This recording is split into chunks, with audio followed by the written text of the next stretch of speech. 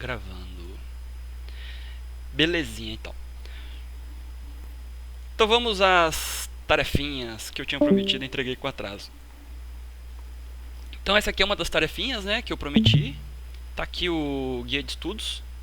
Esse guia de estudos, você vai usar ele para poder, principalmente para poder conferir quais são as orientações que você tem que seguir para poder produzir o seu trabalhinho, né? Que é digitalizar duas listas de exercícios, que no final vai acabar, as duas listas vão se transformar em uma avaliação. E aí vai ser a avaliação desse primeiro head. Ok, eu não me recordo, mas eu acho que a quantidade... Tá, se eu contar as aulas do... Depois eu vou fazer as contas em detalhes, mas se eu contar as aulas que o professor Alessandro deu para vocês, mais essas aulas do head, com certeza já passou a quantidade de aulas do primeiro bimestre. Então, muito provavelmente esse head aqui vai ter um peso muito grande no cálculo da nota do primeiro bimestre, né? E aí os próximos heads serão aplicados para poder estudar o conteúdo do segundo bimestre de física. Bom, infelizmente a gente tem uma dificuldade no primeiro ano de física do FMT de Lucas, porque infelizmente a gente diminuiu. Não gostaria que esse tipo de coisa acontecesse, mas aconteceu. Foge do meu poder. A quantidade de carga horária de física do primeiro ano, antigamente era 80 aulas por ano. Hoje, se eu não me engano, está em torno de 40, que deve ser algo em torno de 34 horas. Então, antigamente o aluno do primeiro ano estudava 68 horas de física por ano, né, no primeiro ano. E hoje ele estuda só 34, então foi diminuído pela metade. E aí a gente vai deixar de ver coisas bem legais da física do primeiro ano. E aí eu vou concentrar toda a física do primeiro ano basicamente nas equações de Newton. E aí em torno dessas equações de Newton, que são as famigeradas 3 leis de Newton, né? E aí a gente vai estudar a física sempre em torno das 3 equações de Newton. E aí para a gente estudar as equações de Newton, as leis de Newton, a gente tem que estudar primeiro cinemática, né? E aí faz parte da cinemática estudar vetores e depois um movimento que a gente chama de movimento retilíneo uniforme, que é o que a gente vai estudar aqui hoje. E aí depois pula para o movimento retilíneo uniformemente variado, e depois era para se estudar o movimento circular, mas a gente não tem tempo porque tem pouca aula no primeiro ano, e aí a gente vai estudar as 3 leis de Newton. Depois de 3 leis de Newton, a gente vai estudar o balanço energético de sistemas físicos mecânicos. Então a gente vai estudar energia cinética, energia potencial gravitacional, energia potencial de mola, né? Mola tem uma energia, eu consigo acumular energia dentro de uma mola, consigo acumular energia dentro de objetos. Literalmente eu consigo armazenar energia dentro de objetos simplesmente levantando eles. E é exatamente esse princípio que faz com que a usina hidrelétrica funcione. O que acontece isso? A água que está mais em cima, ela tem uma energia potencial gravitacional maior do que a água que está embaixo. Então ela cai, essa energia potencial gravitacional vira energia cinética, vira o rotor lá do gerador elétrico, aí essa energia cinética acaba virando energia elétrica, que chega nas nossas casas e faz com que a gente estude física. Então o objetivo da disciplina de física primeiro ano é você chegar a entender o significado de a transformação de energia potencial em energia cinética e depois utilizar essa energia para coisas úteis. E aí o caminho para chegar a isso, o pontapé inicial é vetores e movimento retilíneo uniforme. E aí a gente vai começar a estudar coisas que envolvem movimento, né?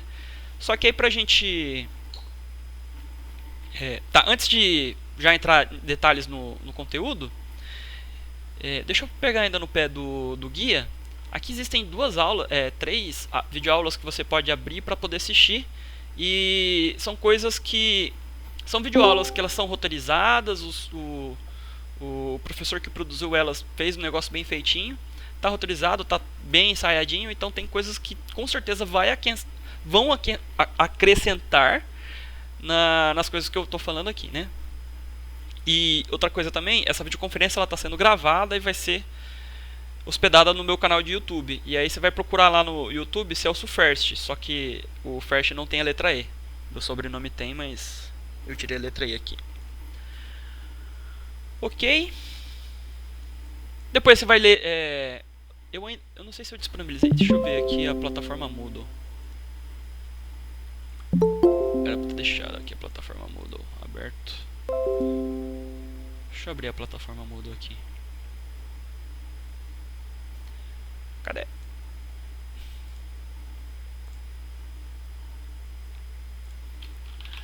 E aí lá a plataforma Moodle ela já está 100% atualizada do jeito que eu gostaria.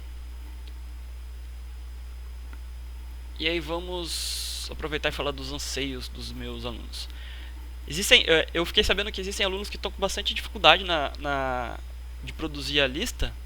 E aí eu vou insistir no seguinte: se está com dificuldade, pode mandar mensagem para mim, mandar e-mail, falar pela plataforma Moodle, falar pelo Discord, pode até ligar para mim se for necessário. Eu vou tirar essa dúvida, não tem problema. E aí, aqui na plataforma Moodle já está a lista 1, a lista 2,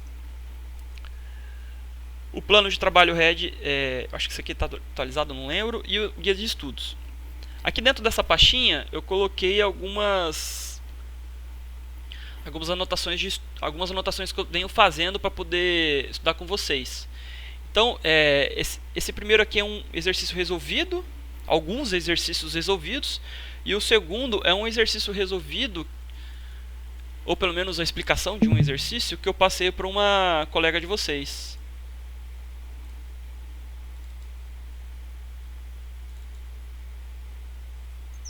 Professor, só uma dúvida. Fala. Quando for enviar as atividades, você quer que envie as duas listas juntas ou é para enviar tipo separado? Primeiro uma lista, depois envia outra? Você pode colocar as duas listas no mesmo PDF, que seria o ideal até, ou você pode fazer duas listas. Não tem problema. Tá bom, obrigada. Tá? Mas aí você tem que colocar o seu nome no nome do arquivo e também que trabalho que você está entregando. Por exemplo, você vai escrever mais ou menos assim, ó: lista 1, Celso José First, turma do primeiro ano A, né? E aí você vai colocar também as mesmas informações aqui em cima. Isso aqui era para ser o gabarito, mas aí eu rasurei aqui e acabou que não é o gabarito. É só algumas orientações de como resolver alguns exercícios. E esse aqui é um exercício que eu resolvi para uma colega de vocês. Ela estava em dúvida sobre como calcular o módulo do vetor e ela estava querendo contar quadradinhos na diagonal para poder calcular o módulo do vetor. Aí eu falei para ela que esse tipo de coisa não pode acontecer, porque não é sempre que a diagonal do quadradinho vai coincidir com a direção do vetor. Então, se coincidir, você pode contar as diagonais, não tem problema, e aí o múltiplo dessas diagonais é o módulo do vetor. Mas não é sempre que coincide a direção desse vetor, né, resultante, com as diagonais do quadradinho. E aí, garantido para que você consiga calcular o módulo do vetor, é aplicar o teorema de Pitágoras. E aí, o que você faz? Efetua lá a operação, né? Vetor A menos 2 vezes o vetor B é igual a 2i mais 6j, né? Porque a gente contou lá os quadradinhos na vertical e na horizontal. E aí, se eu colocar esse vetor, se eu chamar esse A menos 2 vezes B de vetor U, esse vetor U ele vai ter uma sombra no seu eixo X e uma sombra no seu eixo Y. Aí a sua sombra no eixo X a gente chama de componente horizontal. E a sua sombra no eixo Y a gente chama de componente vertical. Eu falo sombra, mas o termo certo seria projeção, tá? Sombra acho que é mais fácil de entender do que projeção. E aí você percebe que você tem a formação de um triângulo retângulo. Se eu tenho a formação de um triângulo retângulo, eu posso aplicar o teorema de Pitágoras. E aí, isso aqui é uma notação bem específica da matemática. Você tem que colocar, se eu quiser calcular o módulo de um vetor, eu tenho que colocar, se isso aqui representa vetor, e eu quero tirar o módulo dele, então eu tenho que colocar esse vetor dentro do módulo. O módulo são essas duas paredes aqui, ó. essas duas barras. Ela é um operador matemático. Ela é uma representação que você está fazendo uma operação matemática. E essa operação matemática é tirar o módulo desse vetor. E para você tirar o módulo desse vetor, você aplica o teorema de Pitágoras, tá?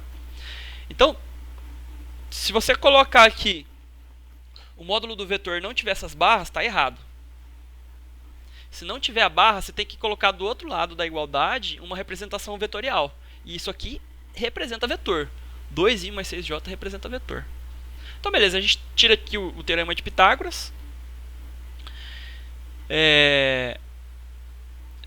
Aplica o quadrado em cada um desses catetos, né? E depois tira a raiz. Está elevando ao quadrado do lado esquerdo, passa para o lado direito como raiz quadrada. Somo 4 com 36, dá 40. Você pode simplesmente calcular esse valor, raiz quadrada de 40, na calculadora e colocar um valor aproximado de 6,32 unidades. Ou você pode representar por um produto de 2 vezes raiz de 10. Eu prefiro isso aqui porque... Deixa eu liberar uma entrada aqui. Tá todo mundo vendo minha tela, né? Todos veem minha tela? Sim. Ok.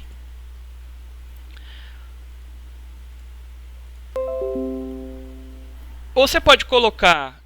mas por que eu prefiro usar essa expressão aqui de representar...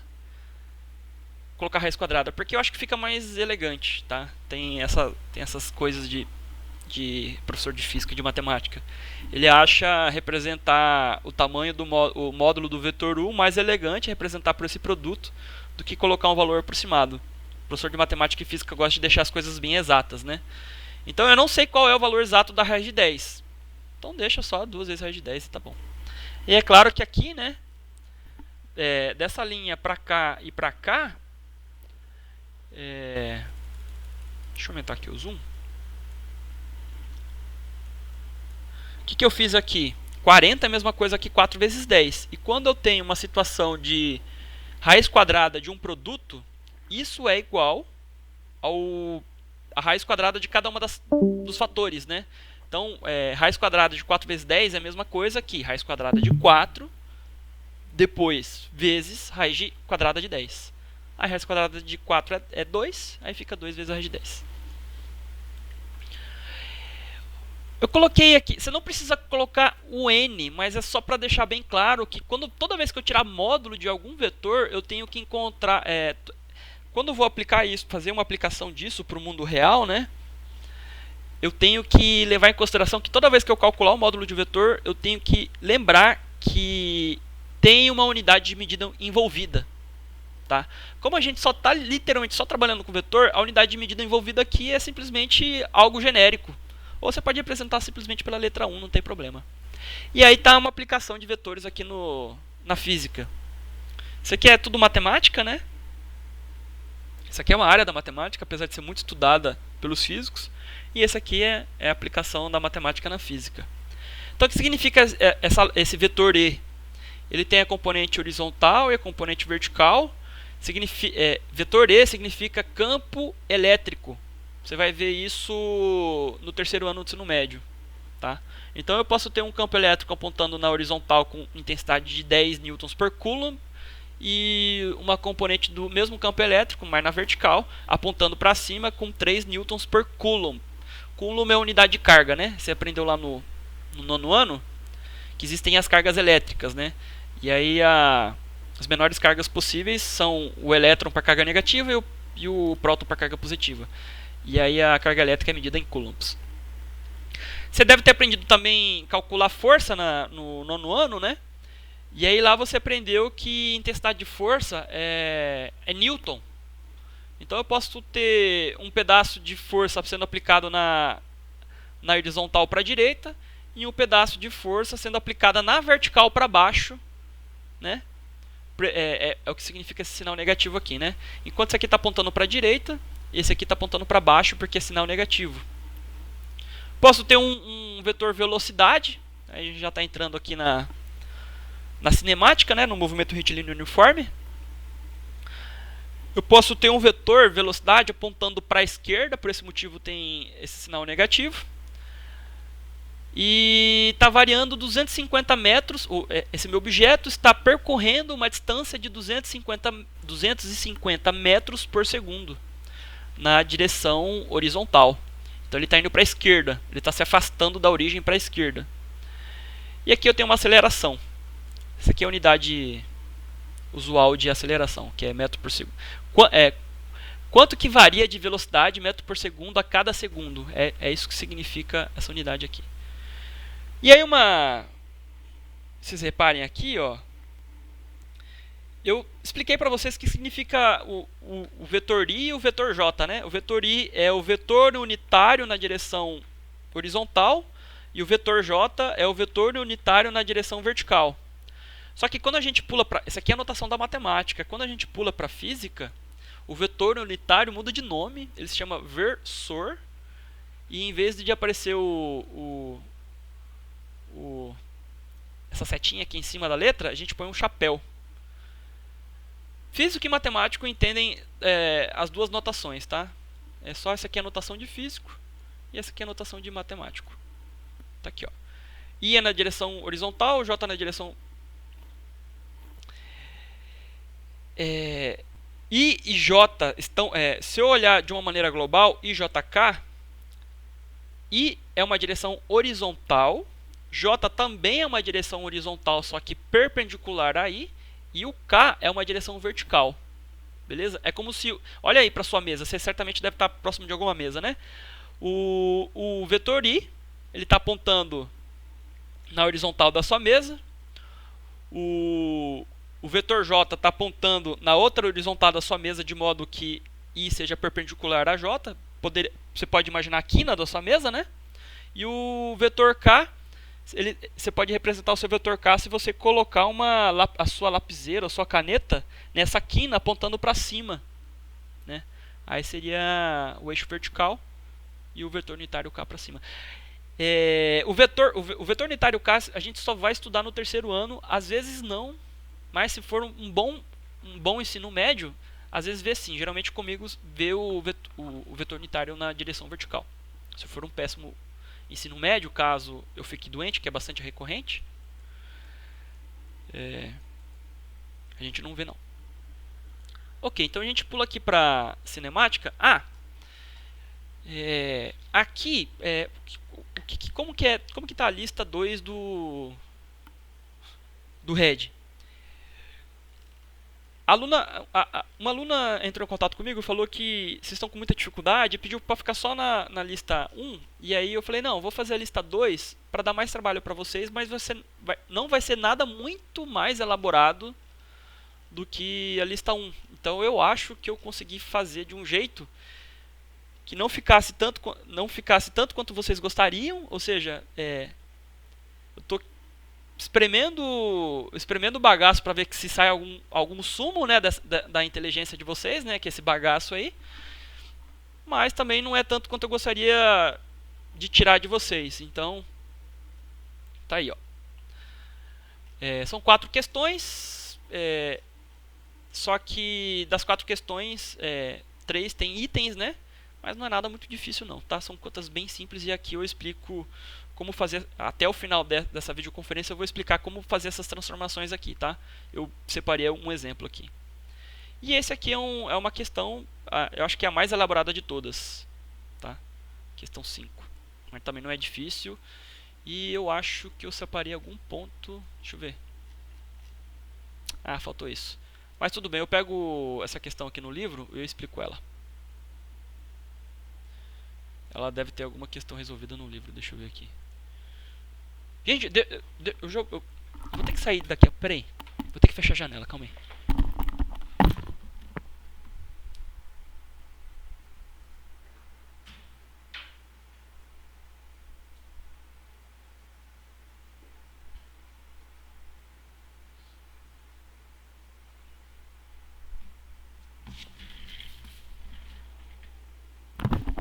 Voltei, a janela estava aberta, estava entrando poeira aqui em casa. E eu tenho rinite. Não aguento. Agora vocês do Discord estão ouvindo. Mil perdões. Pronto. Deixa eu retomar aqui. Voltando. Ah, eu ia pegar o livro aqui, calma aí.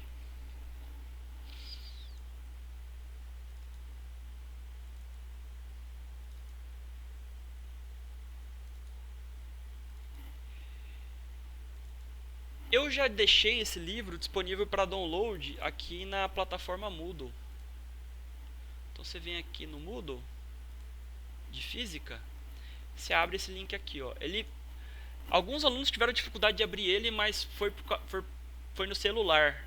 Pelo navegador ele abre facinho. Então você copia e cola, né? E aí você vem aqui. Deixa eu ver, tem uma opção aqui de fazer download. Deixa eu ver se eu acho. Cadê?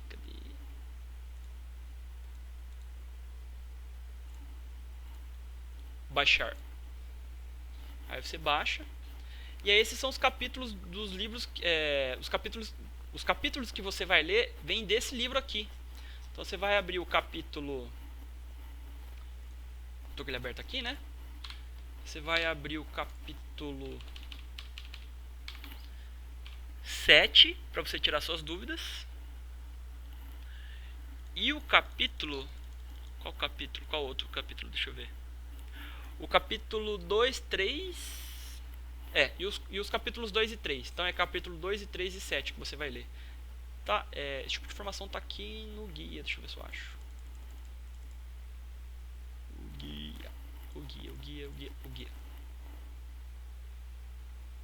Leitura do capítulo 3 do Estudo do Movimento Uniforme do livro Fundamentos de Física, volume 1, autores Amário.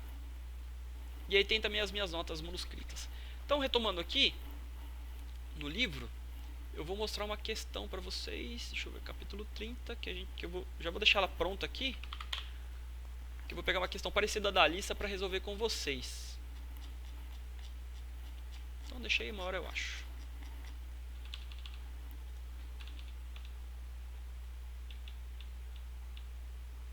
Tá, tem uma resolvida por aqui. Fecho esse.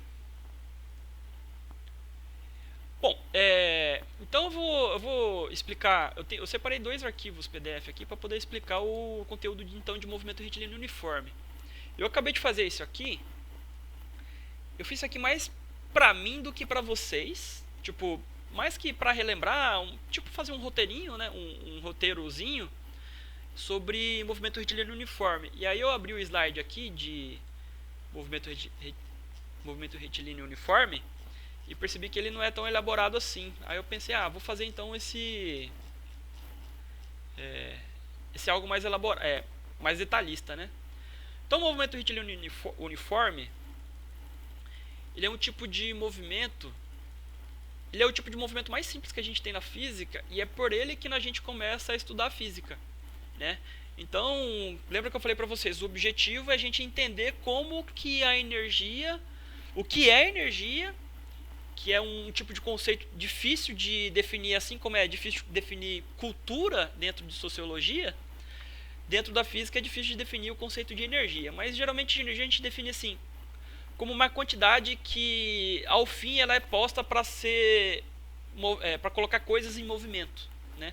Mas você vai ver que depois não é bem assim, não a energia é um objeto bem complexo da física, mas a gente utiliza ele para poder estudar a evolução de sistemas físicos, né?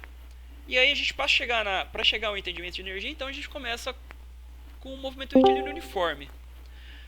O movimento retilíneo uniforme é o tipo de movimento mais simples, e para você entender o movimento retilíneo uniforme, você tem que entender que os movimentos, né, a sua ideia de movimento é mais ou menos implícita, né, para você. O movimento nada mais é do que você mudar de posição. E aí, para você estudar esse movimento, você tem que ter fundamentos sólidos, né? O que é movimento? Variação de posição, mas beleza, o que é posição?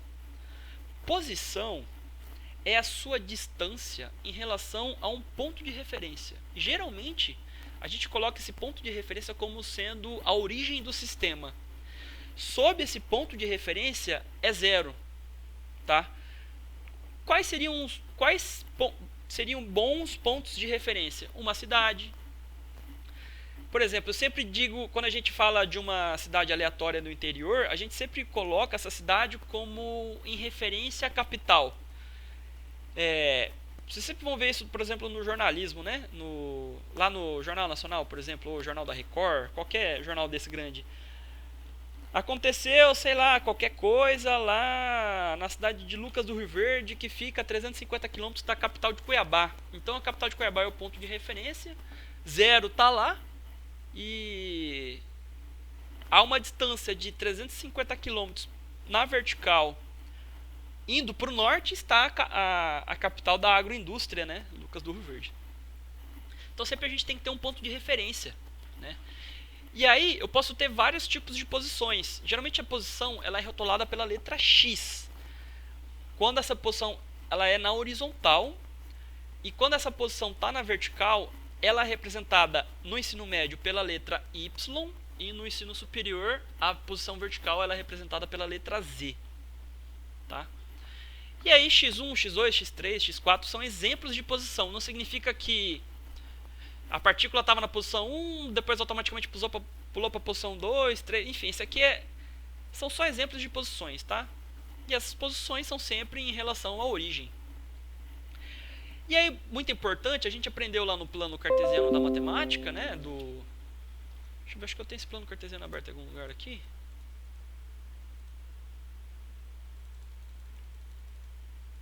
Talvez eu tenha, talvez não.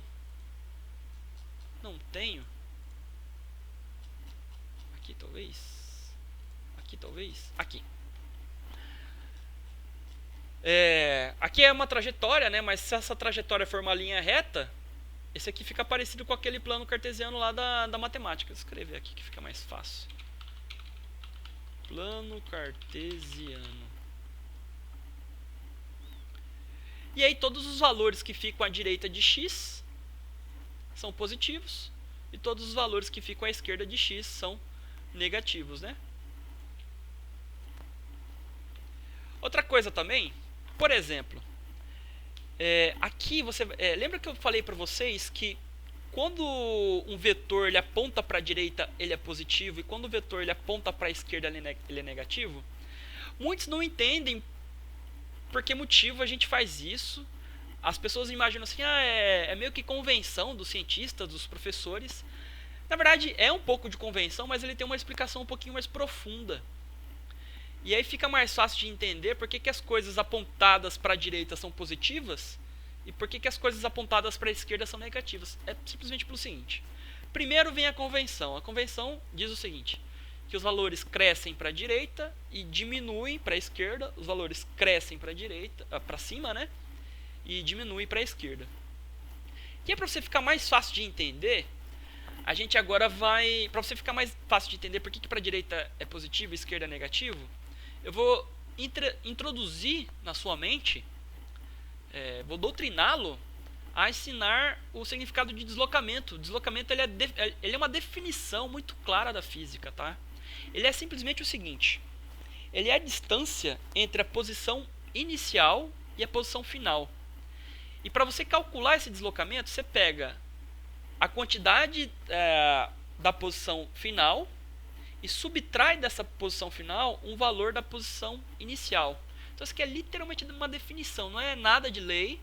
Esse aqui os físicos, os matemáticos definiram que deslocamento é isso, tá? E aí a gente vai construir toda a física em cima dessa base. Esse aqui é um dos fundamentos da física, tá? Ok. Esse deslocamento ele pode ser positivo ou pode ser negativo. Quando o deslocamento é positivo, significa que a sua partícula rumou para a direita. Foi para a direita. Quando esse deslocamento ele é negativo, significa que essa partícula rumou para a esquerda. Então veja só. Digamos que eu tenho aqui... Deixa eu abrir um point aqui.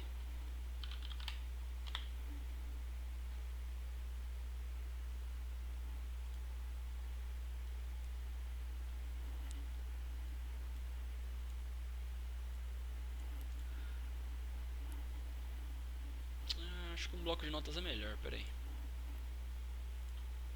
Um bloco de notas, acho que é melhor.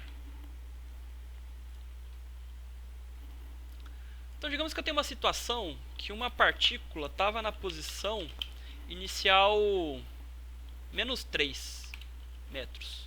Depois ela foi para uma posição final igual a menos 1 metro. Qual é o deslocamento dessa partícula? Vou colocar delta aqui, delta x. Aí esse dzão aqui seria...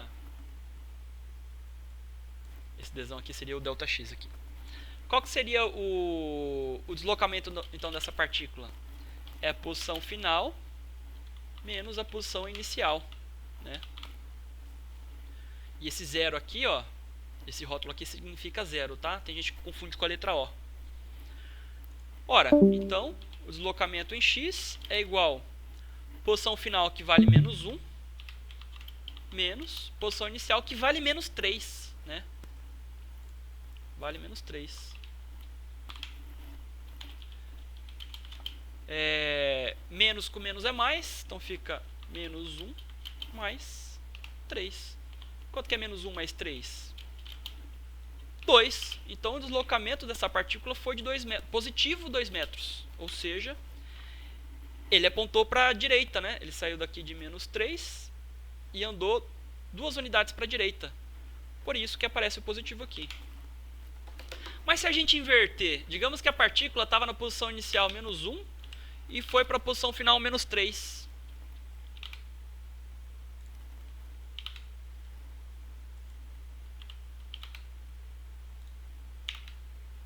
Aí fica negativo. Ó.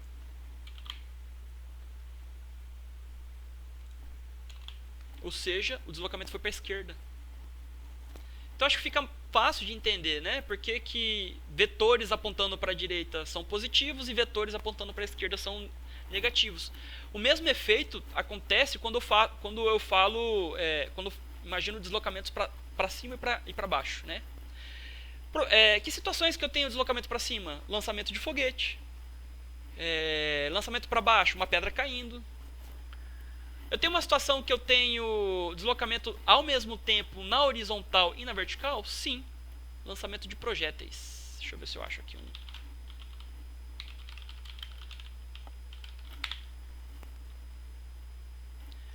Não, em vez de pegar essas continhas aqui,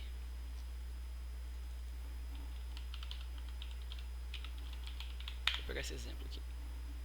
Olha um exemplo de lançamento na horizontal e na vertical.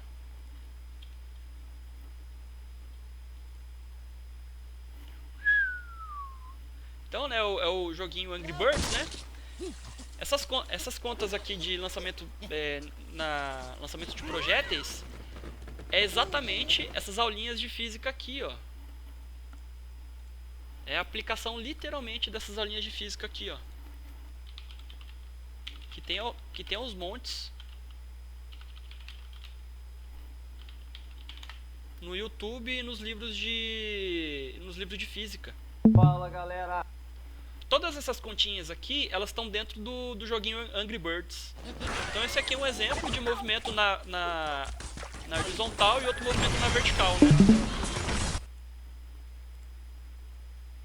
Tá vendo?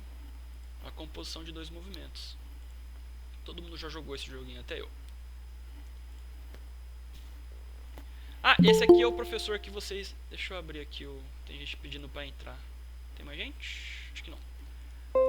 Esse aqui é o professor que vocês vão visualizar para poder ver alguma coisa que eu deixo de falar, porque não é tão rotorizado quanto esse professor, né? E aí, beleza. Voltando aqui para nossa cinemática.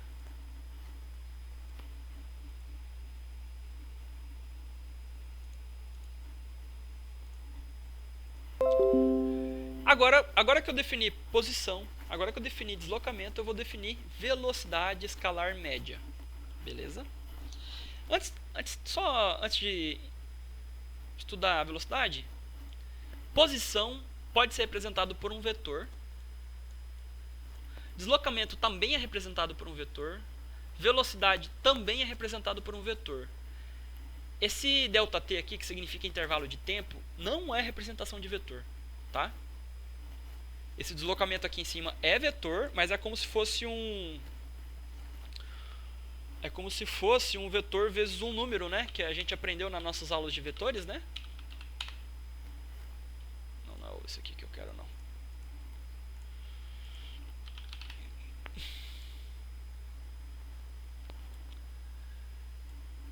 É como se fosse... Ó, esse aqui é um vetor, né? Velocidade igual a uma constante...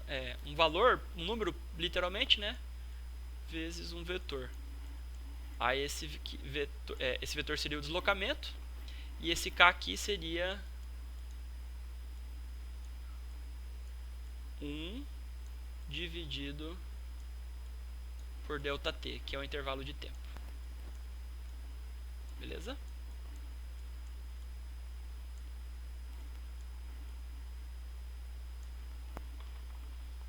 Bom, o que é velocidade? Velocidade é o quanto de deslocamento acontece dentro de um determinado intervalo de tempo, né? Então, se você imagina um carro percorrendo uma certa distância, esse carro vai percorrer essa distância dentro de um intervalo de tempo. Qual que é a distância entre Lucas do Rio Verde e Nova Mutum? É uma média de 90 quilômetros. Qual que é o tempo médio de viagem de carro entre Lucas do Rio Verde e Nova Mutum? 1 hora. Então a velocidade média, né? A velocidade média de a velocidade escalar média de um carro entre Nova Mutum e Lucas do Rio Verde é de 90 km por hora. E aí o que vai definir o sentido é se sai de Nova Mutum para Lucas ou de Lucas para Nova Mutum. Como a gente olha aqui o mapa do Brasil, né? O mapa do estado de Mato Grosso, e a gente percebe que Lucas do Rio Verde está mais ao norte, a gente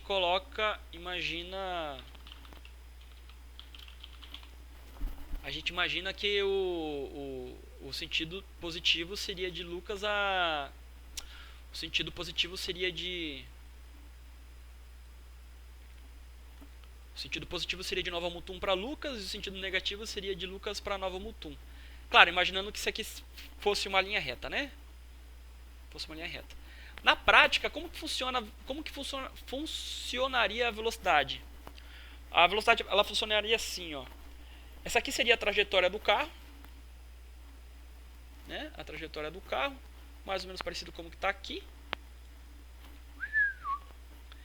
E aí o vetor velocidade, ele é tangente a cada pedacinho de curva aqui. Então o que significa isso? Isso aqui não é uma curva, é uma linha reta. Então o vetor velocidade está aqui dentro. Então é um vetor velocidade entrando no outro. Peraí, já volto.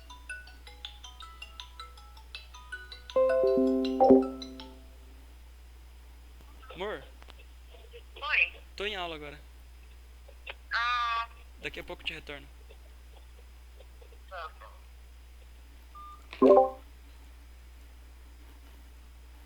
Ligações.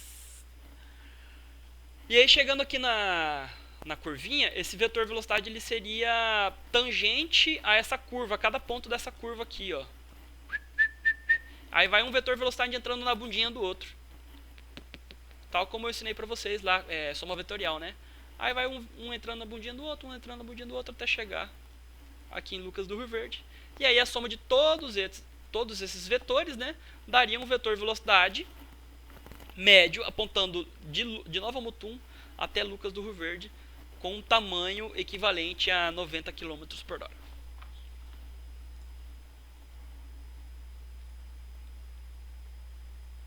Deixa eu voltar aqui então. Beleza. Então eu posso simplesmente pegar a posição final menos a inicial e dividir pelo intervalo de tempo, que eu vou ter a velocidade média. Se eu representar isso com um vetor, a velocidade média vai ser representada literalmente por velocidade média. E aí toda vez que eu falar velocidade média, vou usar essa equação matemática aqui. Mas saiba que isso aqui é um vetor, tá? Isso aqui é um vetor. Então o que eu vou colocar aqui nessa equação matemática aqui embaixo, né? V é vetor, posição inicial é vetor, posição final é vetor. O que eu vou colocar aqui no lugar do V? Eu vou colocar o módulo desse V, né? O que eu vou colocar aqui no x0? Vou colocar o módulo do x0. O que eu vou colocar aqui no x? Vou colocar o módulo do x. E aí, não se preocupe em colocar módulos aqui, porque naturalmente, por simplicidade, todos esses vetores aqui no início do nosso estudo de movimento retilíneo uniforme, todos esses vetores estão todos eles na mesma direção, tá? Depois a gente complica, mais para frente a gente complica. A gente vai complicar vetores lá quando a gente chegar em força, tá? Mas por simplicidade, todo mundo aqui vai estar na mesma direção, tá? Se todo mundo estiver na mesma direção, tudo que for para tudo que for para cima é positivo, tudo que for para baixo é negativo, tudo que for para direita é positivo e tudo que for para esquerda é negativo. E aí fica simples, né, de somar as coisas. Tal como você aprendeu aqui na listinha 1, ó. Eu não tô com ela aberta aqui, deixa eu ver.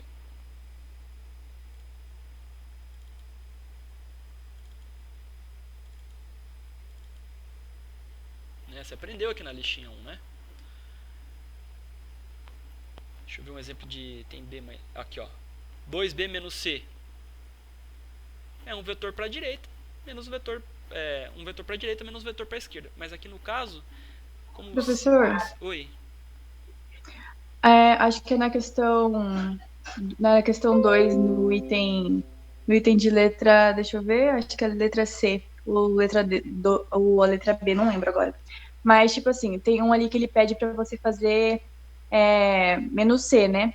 Só que, tipo assim, como o C, a setinha dele, tipo, já tá apontando pra esquerda, pra mim transformar ele em negativo, eu teria que trocar ele pro outro lado? Aí ele vai virar positivo.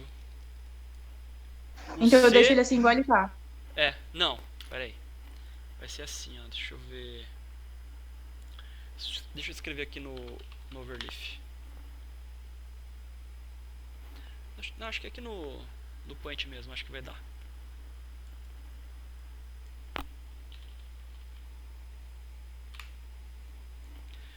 Então o vetor C, né, segundo o quadradinho aqui, ó, ele está apontando para a esquerda na horizontal. Então ele seria menos 2 i. Aqui já é notação de físico, tá? Você pode colocar outra notação também aqui, não tem problema.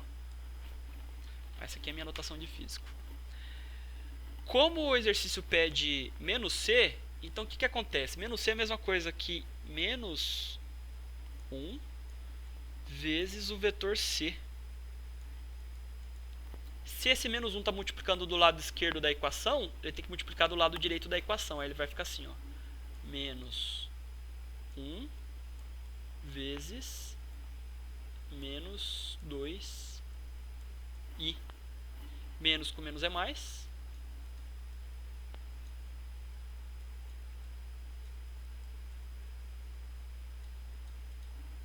Então fica 2i.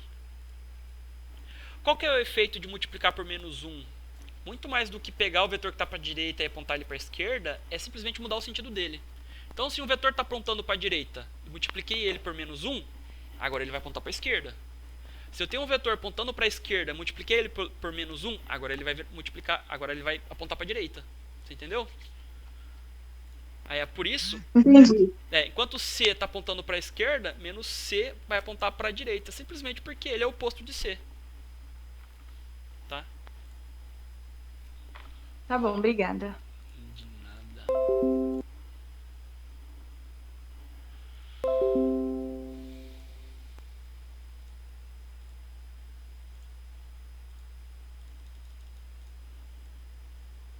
Tá, retomando aqui.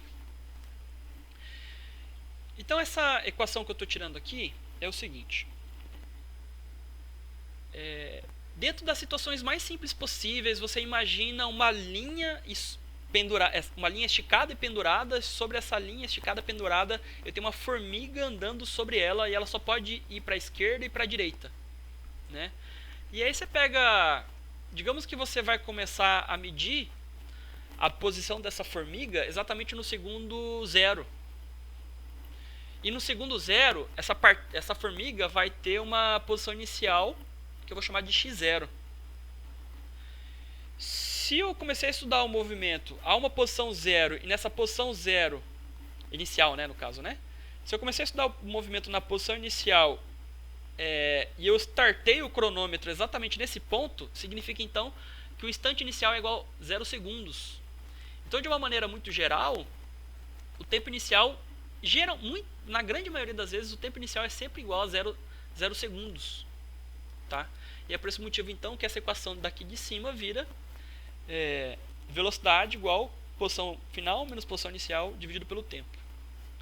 E aí o tempo está dividindo, passa para o outro lado multiplicando, fica tempo vezes velocidade igual posição final menos posição inicial.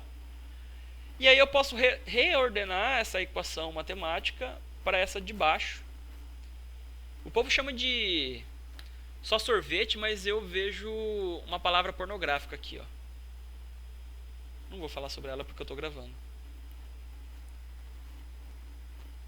Por que o povo fala só sorvete? Porque fica essa... Porque às vezes os livros, em vez de usar a notação X, usa a notação S. Tá? Qual que é a diferença de um para o outro? Aqui, X é só na direção X. Aqui, S, ele não se preocupa tanto com as direções. Ele imagina que essa trajetória é uma linha. Uma linha sinuosa, mais ou menos parecida com essa linha aqui. Deixa eu ver se eu acho ela. Tá? Mas você pode usar tanto faz. X pode representar essa linha, ou S pode representar uma linha reta, também não tem problema não. Se representar uma linha reta, aí você pode... Escolha sua. Pode ser na horizontal, pode ser na vertical. Por que alguns livros usam S em vez de X? Porque a física ela é muito indexada à língua inglesa, né? Principalmente por causa do Isaac Newton, que é o pai da física clássica. Então o S significa space, tá? A space que significa distância em francês, né? Space final, espaço final, espaço inicial, ou posição final, posição inicial, tanto faz. E aí a gente vai às unidades de medida. Cada uma dessas coisas tem uma unidade de medida. Eu peguei no pé na lista anterior.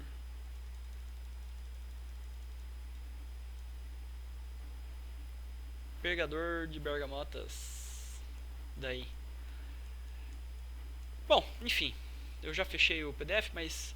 Vocês sabem que todas as quantidades físicas, eu não falo uma quantidade física sem falar a sua unidade de grandeza ou sua unidade de medida. Todas as unidades físicas têm uma unidade de grandeza. E aí dentro do Sistema Internacional de Medidas é uma convenção mundial de físicos que aconteceu lá na França e vem acontecendo sempre de tempos em tempos, né? Lá no tal do IUPAC. A química também utiliza muito isso, desse encontro, né? IUPAC. O Sistema Internacional de Medidas também. Então, essa reúne físico, matemático, químico, engenheiro aqui, e aí eles determinam as unidades de grandeza. Esse aqui é Wikipédia, tá em português, mas ele tá muito bem escritinho, tá? Não tem nenhum erro não, já conferi. Não fui eu quem escreveu, mas certamente foi algum doutor muito querido, né, que trouxe isso pra gente. Existe o sistema de medidas alheio ao Sistema Internacional de Medidas, existe. Se eu não me engano, ele se chama Sistema Internacional... Sistema de Medidas da Grã-Bretanha, do Reino Unido, né? E ele é utilizado pelos Estados Unidos, Libéria e Myanmar. Então o Sistema Internacional de Medidas é o sistema métrico, que está em verde. E o que está em vermelho é o que está usando o sistema britânico. Vocês reparam aqui, nem a Inglaterra, nem a Grã-Bretanha usa mais o seu sistema de medidas. Mas os Estados Unidos usa, não sei por que motivo. Eu acho, é um senso comum meu, mas eu acho que é por pura preguiça. Eles falam assim, velho, vou ter que aprender agora a calcular galão de gasolina em litro, velho. Que se dane o resto do mundo. Bom, mas aí é senso comum meu, né? Mas eu acho que deve ser preguiça mesmo. Falta de motivação. Enfim. Então aqui no Brasil a gente usa a unidade de medida para distância, deslocamento, posição é dada por metro ou quilômetro. Tem outras unidades de medidas também, mas as mais usuais são metro e quilômetro. Lá nos Estados Unidos eles usam a jarda, que tem aproximadamente 1 metro. Na verdade, tem aproximadamente 90 centímetros. Usa a polegada, que é mais ou menos o tamanho do seu polegar, da última dobra do seu polegar. E aí então você tem a polegada, que ela vale mais ou menos 2,54 centímetros. Se eu não me engano, 12 polegadas dá um pé, 3 pés dá uma jarda, 1.600 jardas dá uma milha, e aí vai, né? Uma milha tem aproximadamente, se eu não me engano... Não, 1.800 jardas dá uma milha, e uma milha tem aproximadamente 1,6 quilômetros, que é a unidade de medida que é usada lá nos Estados Unidos. E aqui a gente prefere o metro. Então, você já sabe que 1 quilômetro, você já aprendeu, né, nas suas aulas mais simples de matemática, que 1 quilômetro tem 1.000 metros. Por que tem 1.000 metros? Porque é simplesmente o seguinte, ó. Quando eu tenho o número 1.000 vezes metro, eu posso chamar o 1.000 de um nome. E esse nome é quilo. E esse quilo pode ser representado por uma letra chamada K. Então K, que se chama quilo, é igual a 1.000. Ou quilo pode ser igual a 10 elevado ao cubo. Existem outros nomes também, por exemplo, quilo, Wikipédia.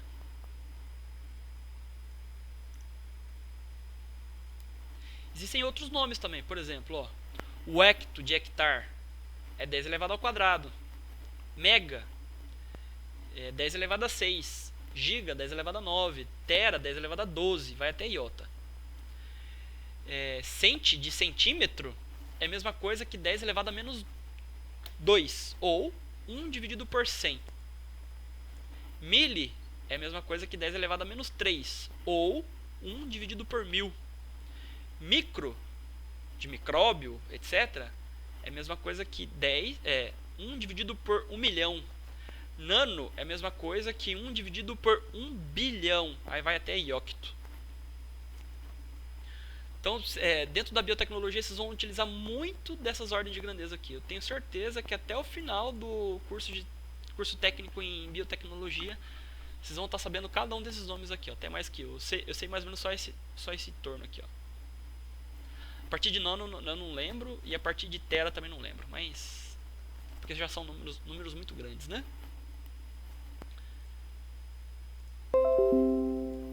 Qual que é a unidade de medida usual de tempo? Isso aí é para todo mundo, felizmente é para todo mundo, até os Estados Unidos utiliza.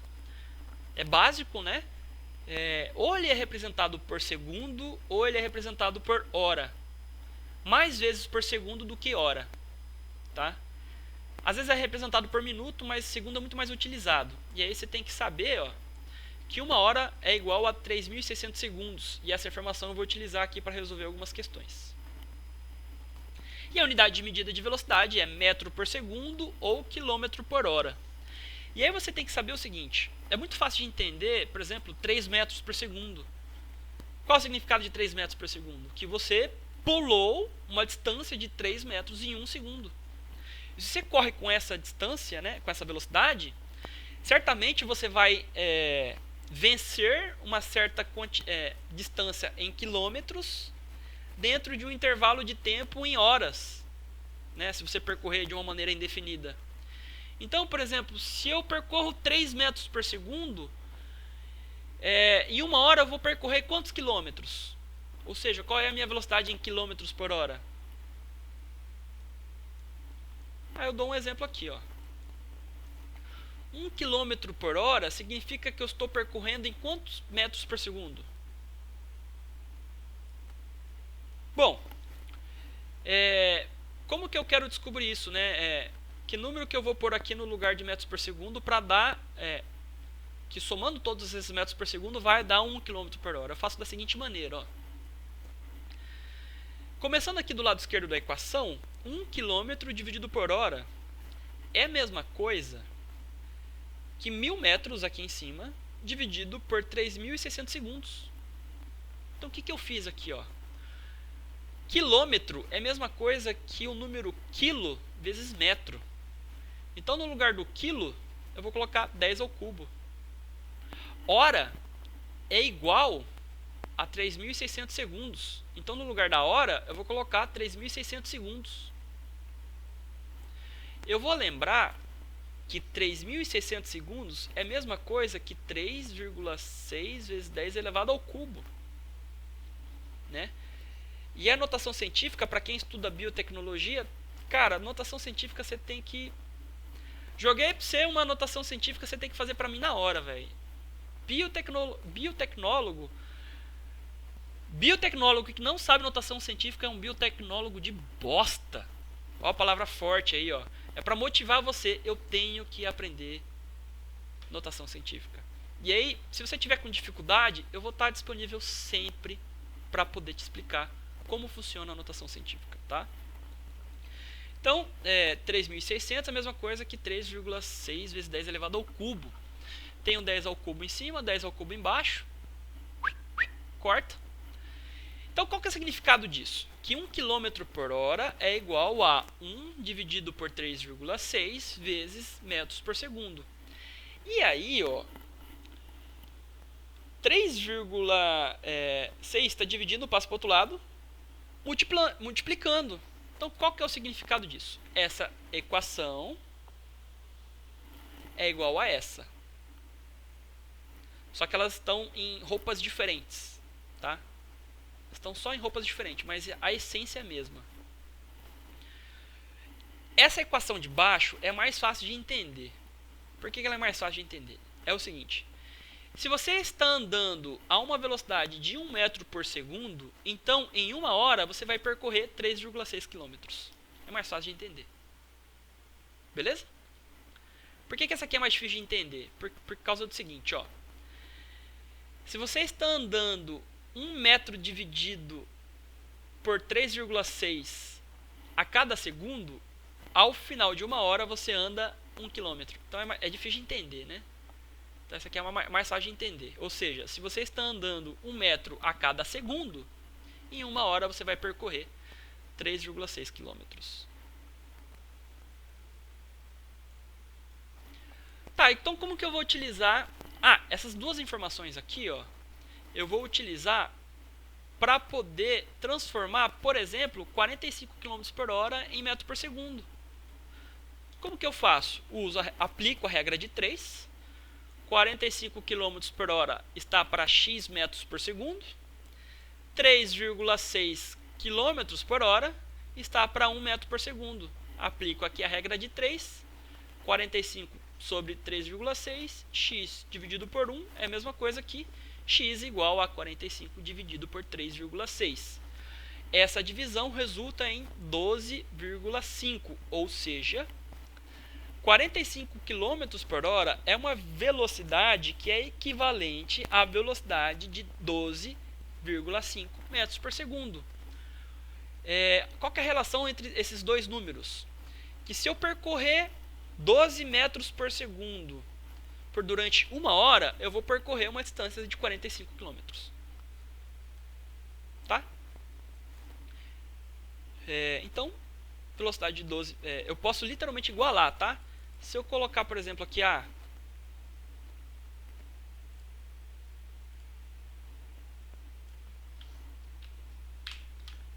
se eu colocar simplesmente aqui...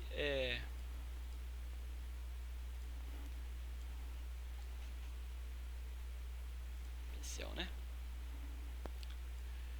Que módulo da velocidade v vale 12, ela seguiu para alguma direção a uma velocidade de 12 metros por segundo. Essa mesma velocidade v pode ser igualada para 45 km por hora.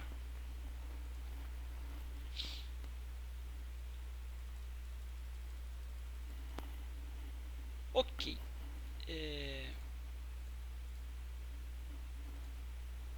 Eu eu acho que o conteúdo de movimento retilíneo uniforme é basicamente só isso mesmo, é muito simples, não tem muitas equações pra gente ver.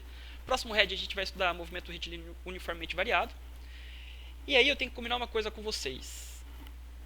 O conteúdo que eu tinha pra passar é só isso. Ah, deixa eu só falar um pouco da lista 2. Aqui vocês vão aplicar simplesmente a lei dos cossenos.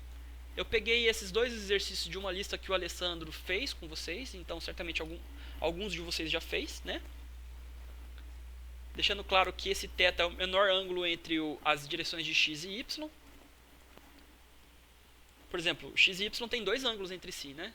Vários ângulos, na verdade. Aí você pega sempre o menor deles. Aqui no caso seriam 4, mas não vou entrar em detalhes. Aqui, ó, questão 2. O ônibus passa pelo quilômetro 30, que é posição inicial, de uma rodovia às 6 horas, que é o tempo inicial. E às 9 horas e 30 minutos, que é o tempo final, passa pelo quilômetro 240. Qual é a velocidade escalar média? Você vai pegar distância final menos a inicial, dividir pelo tempo final menos o tempo inicial. Aí você tem que lembrar o seguinte, ó. 9 horas e 30 minutos não significa 9,3, tá? 9 horas e 30 minutos significa 9,5 horas. Você entende o que eu quero dizer? Porque assim, ó. Você tem que transformar esses 30 minutos em hora. Então, 30 minutos vale quantas horas? 0,5 horas, né?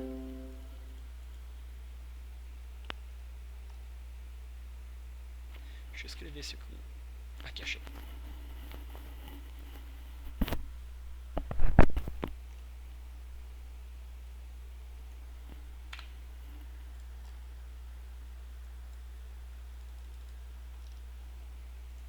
Então, ó.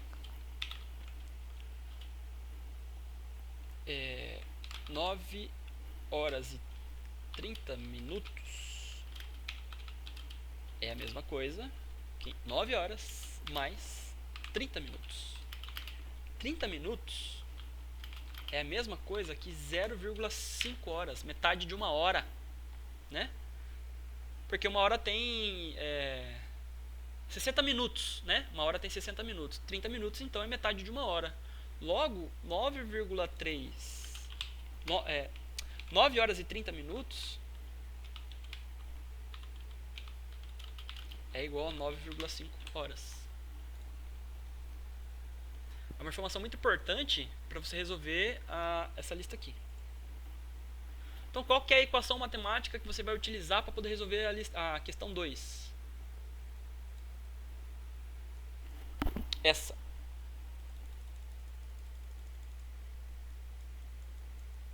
Né? E aí, a gente tem um instante inicial aqui, né, 6 horas, mas na grande maioria das vezes, o instante inicial geralmente é 0, tá? Na grande maioria das vezes. E aí o que importa pra gente aqui seria o intervalo de tempo, né? Qual que é o intervalo de tempo de 6 até 9 horas e 30? 2 horas e meia, né? 9,5 menos 6? Não. É 2 horas e meia? Peraí, deixa eu fazer. Acho que é 2 horas e meia, peraí.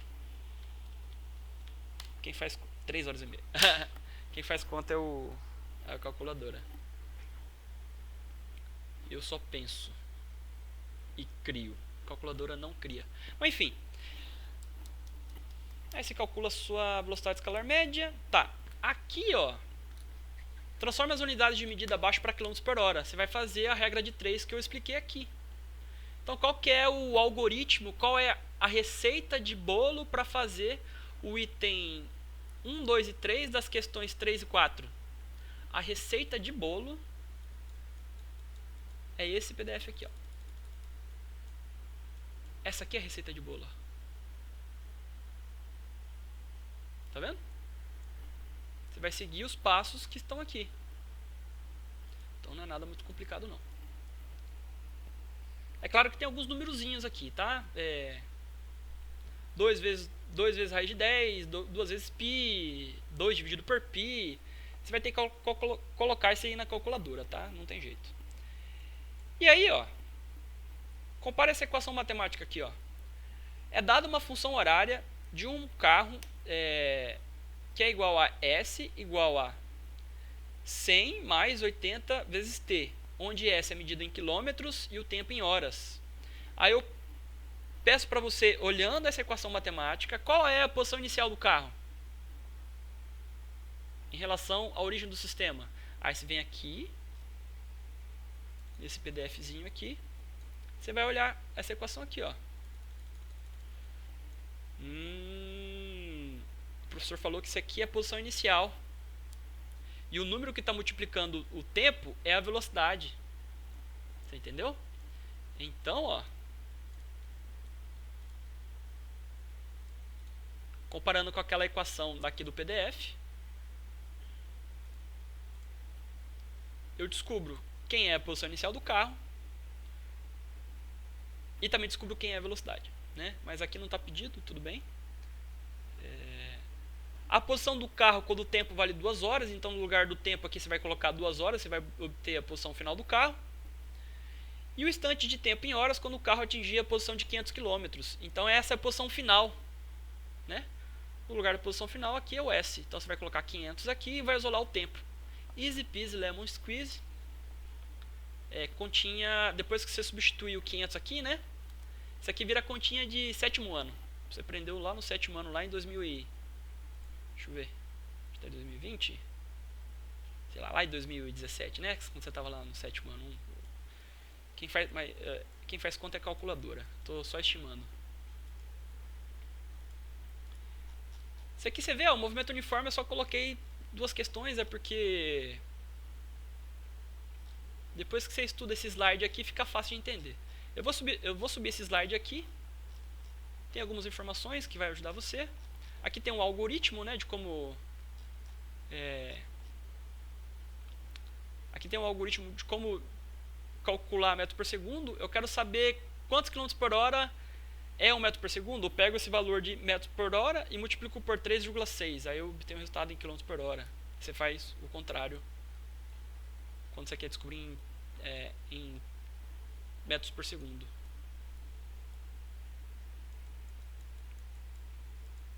Tá, agora vamos às combinações. Eu vou fazer uma pergunta e eu quero que vocês me respondam, seja por chat, tanto faz Discord ou chat aqui. Tá faltando, semana passada, na sexta-feira, ou na quinta-feira, não lembro, na quinta-feira eu acho, faltou, eu não consegui não consegui montar uma videoconferência com vocês, porque faltou internet na cidade de Nova Mutum. Parece que alguns colegas também tiveram essa mesma dificuldade.